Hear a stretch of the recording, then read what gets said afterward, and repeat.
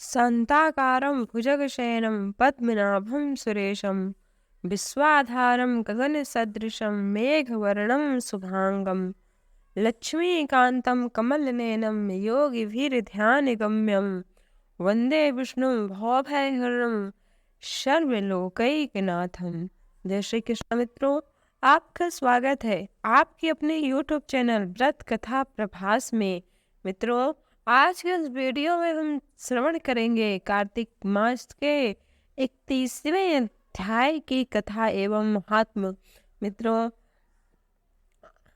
तो एक बार भगवान श्री हरि के चरणों को नमन करते हुए एवं उनके स्वरूप का ध्यान करते हुए हम कार्तिक महात्म के 31वें अध्याय की कथा को सुनते हैं। अगर आपने इससे पहले की कथा को नहीं सुनी तो ऊपर डिस्क्रिप्शन बॉक्स में लिंक दिया गया है, तो अवश्य जाकर कथा को सुनिए। एक बार प्रेम से बोलिए विष्णु भगवान की जय, कार्तिक महात्म की जय, लक्ष्मी मैया की जय, तुलसी मैया की जय। श्री कृष्ण ने कहा, पूर्व काल में अवंतीपुरी आजकल उज्जैन नामक शहर में धनेश्वर नामक एक ब्राह्मण रहता था। वह रस, चमड़ा और कम्बल आदि का व्यापार करता था। वह वैश्यागामी और मद्यपान आदि बुरे कर्मों में लिप्त रहता था। क्योंकि वह रात दिन पाप में रत रहता था, इसलिए वह व्यापार करने के लिए नगर नगर घूमता रहता था। एक दिन वह क्रय विक्रय के कार्य से घूमता हुआ महिष्मतीपुरी में जा पहुंचा, जो राजा महिष ने बसाई थी। वहाँ पापनाशिनी नर्मदा सदैव शोभा पाती है। उस नदी के किनारे कार्तिक का व्रत करने वाले बहुत से मनुष्य अनेक गांवों से स्नान करने के लिए आए हुए थे। धनेश्वर ने उन सबको देखा और अपना सामान बेचता हुआ वहां एक मास तक वहीं रहा। अब वह अपने माल को बेचता हुआ नर्मदा नदी के तट पर घूमता हुआ स्नान, जप और देवार्चन में लगे हुए ब्राह्मणों को देखता और वैष्णवों के मुख से भगवान विष्णु के नामों का कीर्तन सुनता था। वह वहां रहकर उनको स्पर्श करता रहा, उनसे बातचीत करता रहा। वह कार्तिक के व्रत की उद्यापन विधि तथा जागरण भी देखता रहा। उसने पूर्णिमा के व्रत को भी देखा कि व्रती ब्राह्मणों तथा गौओं को भोजन करा रहे हैं, उनको दक्षिणा आदि भी दे रहे हैं। उसने नित्य प्रति भगवान शंकर की प्रसन्नता के लिए दीपमाला भी देखी। त्रिपुर नामक राक्षस के तीनों पुरी को भगवान शिव ने इसी तिथि को जलाया था, इसलिए शिव जी के भक्त इस तिथि को दीप उत्सव मनाते हैं। जो मनुष्य शिव जी के भक्त तथा भगवान श्री हरि विष्णु में भेद करते हैं, उनके द्वारा की हुई समस्त पूजाएं, समस्त क्रियाएं निष्फल हो जाती हैं। इसलिए मनुष्य को कभी शिव और विष्णु जी में भेद नहीं करना चाहिए। इस प्रकार नर्मदा तट पर रहते हुए जब उसको 1 माह व्यतीत हो गया तो एक दिन अचानक उसे एक काले सर्प ने डस लिया। वह सर्प के विष से विहल होकर भूमि पर गिर पड़ा और उसकी यह दशा देखकर वहां के दयालु भक्तों ने उसे चारों ओर से घेर लिया और उसके मुंह पर तुलसी दल मिश्रित जल के छींटे देने लगे। जब उसके प्राण निकल गए तब यमदूतों ने आकर उसे बांध लिया और कोड़े बरसाते हुए उसे यमपुरी ले गए। उसे देखकर चित्रगुप्त ने यमराज से कहा, इसने बाल्यावस्था से लेकर आज तक केवल बुरे कार्य ही किए हैं। इसके जीवन में तो पुण्य का लेस मात्र भी दृष्टिगोचर नहीं होता। यदि मैं पूरे 1 वर्ष तक भी आपको सुनाता रहूं तो भी इसके पापों की सूची समाप्त नहीं होगी।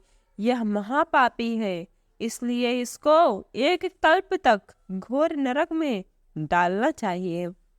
चित्रगुप्त की बात सुनकर यमराज ने कुपित होकर कालनेमी के समान अपना भयंकर रूप दिखाते हुए अनुचरों को आज्ञा देते हुए कहा, हे प्रेत सेनापतियों, इस दुष्ट को मुकदर से मारते हुए कुंभी पाक नरक में डाल दो। सेनापतियों ने मुकदरों से उसका सिर फोड़ते हुए कुंभी पाक नरक में ले जाकर खौलते हुए तेल की कड़ाही में डाल दिया। प्रेत सेनापतियों ने उसे जैसे ही तेल की कड़ाही में डाला, वैसे ही वहां का कुंड शीतल हो गया। ठीक उसी प्रकार जिस प्रकार पूर्व काल में भक्त प्रहलाद जी को डालने से दैत्यों की जलाई हुई आग ठंडी हो गई थी। यह विचित्र घटना देखकर प्रेत सेनापति यमराज के पास गए और उनसे सारा वृत्तांत कहा। सारी बात सुनकर यमराज भी आश्चर्यचकित हो गए और इस विषय में पूछताछ करने लगे। उसी समय नारद जी वहां आए और यमराज से कहने लगे, हे सूर्य नंदन, यह ब्राह्मण नरकों का उपभोग करने योग्य नहीं है। जो मनुष्य पुण्य कर्म करने वाले लोगों का दर्शन, स्पर्श और उनके साथ वार्तालाप करता है, वह उनके पुण्य का 6वां अंश प्राप्त कर लेता है। यह धनेश्वर तो 1 माह तक श्री हरि के कार्तिक व्रत का अनुष्ठान करने वाले असंख्य मनुष्यों के संपर्क में रहा है, अतः यह उन सबके पुण्यांश का भागी हुआ है। इसको अनिच्छा से पुण्य प्राप्त हुआ है, इसलिए यह यक्ष की योनि में रहे और पाप भोग के मुख में सब नरक के मात्र दर्शन करके ही यम यातना से मुक्त हो जाए। भगवान श्री कृष्ण ने कहा, हे सत्यभामा, नारद जी के इस प्रकार कहकर चले जाने के पश्चात धनेश्वर को पुण्यात्मा समझते हुए यमराज के दूतों ने उसे मात्र नरक दिखाने की आज्ञा दी। इस प्रकार कार्तिक महात्म के 31वें अध्याय की कथा संपूर्ण होती है। मित्रों, जो भी आप उन कथा को सुनता है, उसके संपूर्ण पाप नष्ट हो जाते हैं और उसे भगवान श्री हरि के बैकुंठ धाम की प्राप्ति होती है। तो एक बार प्रेम से बोलिए, श्री हरि विष्णु की जय। अब हम कार्तिक महात्म्य के 32वें अध्याय की कथा को श्रवण करते हैं। मुझे सहारा है तेरा, सब जग के पालनहार, कार्तिक मास के महात्म्य का 32वां विस्तार। भगवान श्री कृष्ण ने आगे कहा, हे प्रिय, यमराज की आज्ञा शिरोधार्य करते हुए प्रेत सेनापति धनेश्वर को नरकों के समीप ले गया और उसे दिखाते हुए कहने लगा, हे धनेश्वर, महान भय देने वाला, इन नरकों को देखो। इनमें पापी पुरुष सदैव दूतों द्वारा पकाए जाते हैं। यह देखो, यह तप्तवाचुक नामक नरक है, जिसमें देह जलने के कारण पापी विलाप कर रहे हैं। जो मनुष्य भोजन के समय भूखों को भोजन नहीं देता, वह बार बार इस नरक में डाले जाते हैं। वह प्राणी जो गुरु, अग्नि, ब्राह्मण, गौ, वेद और राजा इनको लात मारता है, अर्थात इनकी अवज्ञा करता है, इनका अपमान करता है, उसे भयंकर नरक अतिशय पाप करने के कारण मिलते हैं। और आगे यह देखो, यह दूसरा नरक है जिसका नाम अंधतामिश्र है। इसमें पापियों को सोए की भांति मुख वाले तमोत नामक कीड़े काट रहे हैं। इस नरक में दूसरों का दिल दुखाने वाले पापी गिराए जाते हैं। इसलिए कार्तिक महात्म का यह अध्याय कहता है, मित्रों, कार्तिक महात्म का 32वां अध्याय कहता है कि हमें कभी किसी का दिल नहीं दुखाना चाहिए। यह तीसरा नरक है जिसका नाम काक्रे है। इस नरक में पापियों को आरे से चीरा जाता है। यह नरक भी असीमत प्रवण आदि भेदों से 6 प्रकार का होता है। इसमें स्त्री तथा पुत्रों के वियोग कराने वाले मनुष्य को कड़ाही में पकाया जाता है। 2 प्रियजनों को दूर करने वाले मनुष्य भी असीमत्र नामक नरक में तलवार की धार से काटे जाते हैं और कुछ भेड़ियों के डर से भाग जाते हैं। इसलिए मित्रों, कार्तिक महात्म्य का 32वां अध्याय कह रहा है कि मनुष्यों को 2 प्रियजनों को, माता से पुत्र का, पति पत्नी का और पिता पुत्र का, कभी भी 2 प्रियजनों का, प्रेमी जनों का वियोग कराना भी महापाप होता है। अब अर्गल नामक यह चौथा नरक देखो। यह इसमें पापी विभिन्न प्रकार से चिल्लाते हुए इधर उधर भाग रहे हैं। यह नरक भी वध आदि भेदों से 6 प्रकार का है। अर्गल नामक नरक 6 प्रकार का है मित्रों। अब तुम यह 5वां नरक देखो, जिसका नाम कोट सालमली है, जिसमें अंगारों की तरह कष्ट देने वाले बड़े बड़े कांटे लगे हैं। यह नरक भी यातना आदि भेदों से 6 प्रकार का है। इस नरक में पर स्त्री गमन करने वाले मनुष्य डाले जाते हैं। जो स्त्री पर स्त्री पुरुष या जो पुरुष पर स्त्री गमन करता है, उनको इस नरक में डाल दिया जाता है। अब तुम यह 6ठा नरक देखो, उल्वड़ नामक नरक में सिर नीचे करके पापियों को लटकाया जाता है।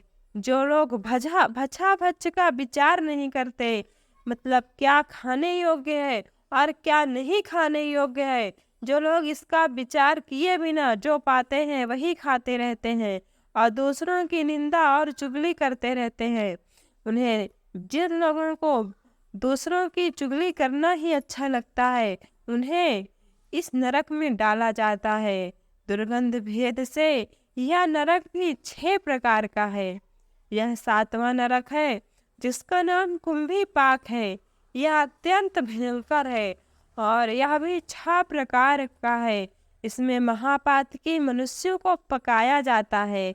इस नरक में सहस्त्रों वर्षों तक यातना भोगनी पड़ती है। यही रौ नरक है। जो पाप इच्छा रहित किए जाते हैं वह सूखे, और जो पाप इच्छा पूर्वक किए जाते हैं वह पाप आर्द्र कहलाते हैं। मित्रों, जो पाप हम बिना जाने अनजाने में करते हैं, गलती से करते हैं, वह सूखे पाप की श्रेणी में आते हैं। पर जो पाप हम जानबूझकर अपने स्वार्थ के लिए करते हैं, वह पाप आर्द्र कहलाते हैं। इस प्रकार शुष्क और आर्द्र भेदों से यह पाप 2 प्रकार के होते हैं। इसके अलावा और भी अलग अलग 84 प्रकार के पाप हैं। आप्रीण, पांडाकते, मालिनीकरण, जाति भ्रंश कर्ण, उपाय, अतिपाप, महापाप, यह 7 प्रकार के पातक हैं। जो मनुष्य जैसा कर्म करता है उसे इन 7 नरकों में उस पाप कर्मों के अनुसार पकाया जाता है। क्योंकि तुम्हें कार्तिक व्रत करने वाले प्रभु भक्तों का संसर्ग प्राप्त हुआ है, उससे पुण्य की वृद्धि हो जाने के कारण ये सभी नरक तुम्हारे लिए निश्चय ही नष्ट हो गए हैं। इस प्रकार मित्रों, कार्तिक महात्म के भगवान के स्मरण मात्र से ही हम इन नरकों से बच सकते हैं। इस प्रकार धनेश्वर को नरकों का दर्शन कराकर प्रेतराज उसे यक्षलोक में ले गए। तो एक बार प्रेम से बोलिए विष्णु भगवान की जय, कार्तिक महात्म की जय। कार्तिक महात्म के केवल भक्तों का दर्शन करने मात्र से ही धनेश्वर को इन महानरकों से छुटकारा मिल जाता है। वहाँ जाकर धनेश्वर यक्षलोक में कुबेर का अनुचर धनक्षय के नाम से प्रसिद्ध हुआ। बाद में महर्षि विश्वामित्र ने उसके नाम पर अपना तीर्थ बनाया था। कार्तिक मास का यह महाव्रत महाफल देने वाला है। इसके समतुल्य अन्य कोई दूसरा पुण्य कर्म नहीं है। जो भी मनुष्य इस व्रत को करता है तथा व्रत करने वालों का दर्शन मात्र कर लेता है, उसे मोक्ष की प्राप्ति होती है, इसमें कोई संशय नहीं है। और जो भी मनुष्य इस पवित्र पावन कथा को सुनता है या दूसरों को सुनाता है, उसे भगवान श्री हरि की विशेष कृपा प्राप्त होती है। उसके सभी पाप तत्काल ही नष्ट हो जाते हैं। तो एक बार प्रेम से बोलिए विष्णु भगवान की जय, कार्तिक महात्म की जय, लक्ष्मी मैया की जय। मित्रों, अगर आपको ये वीडियो मेरा अच्छा लगा हो तो वीडियो को लाइक शेयर करें और मेरे चैनल को सब्सक्राइब करें। जय श्री कृष्ण।